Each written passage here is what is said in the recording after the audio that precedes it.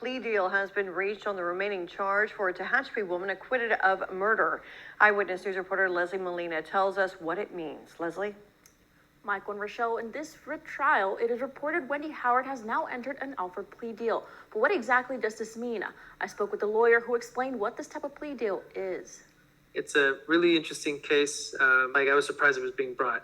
This is what attorney Zambrano had to say about Wendy Howard's case. He told Eyewitness News this case is extremely unusual. So the unusual thing is to go after her again and try to bring up these really horrible memories for the whole community, really. Howard is reported to have shot and killed her ex-boyfriend in self-defense back in 2019, after her daughters claimed they were molested by him. Howard has now entered an offered plea, but admits no wrongdoing. Zambrano says there are a lot of misconceptions about the plea deal. Just because Howard entered this plea does not mean she is admitting guilt. She's accepting some form of punishment without accepting liability or accepting that she is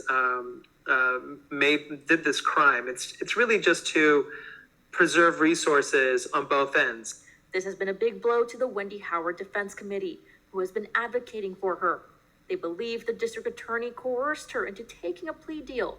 In a statement, they said, the DA appears to be making decisions based on only protecting a conviction rate rather than protecting constituents.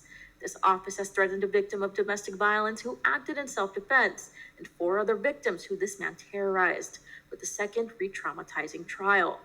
Eyewitness News contacted Howard's attorney for a comment, but did not hear back.